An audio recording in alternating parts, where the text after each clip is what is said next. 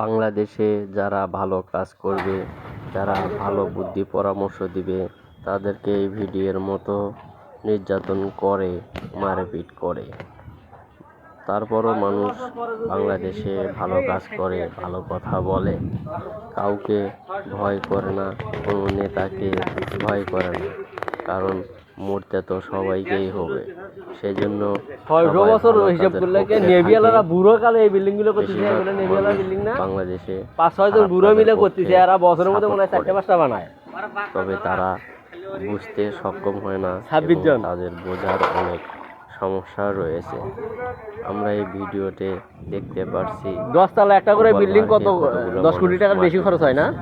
গোপাল ভাঁড়ের সব ধরনের ভিডিও আপনারা দেখবেন, আরো বেশি। এখানে দেখবেন গোপাল ভাঁড় সবসময় ভালো কাজ করে, ভালো কথাবার্তা বলে।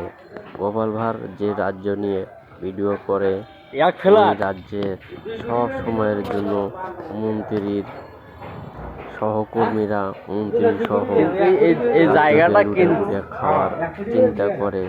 রাজা নিজেও বুঝতে পারে না, ধরতে পারে না, কিন্তু কূটকৌশলী গোপাল সকল সমস্যা, সকল অপরাধ ধরিয়ে দিয়ে রাজ্যকে ভালো রাখার চেষ্টা করে। অথচ ওই রাজ্যের রাজা কিন্তু ভালো।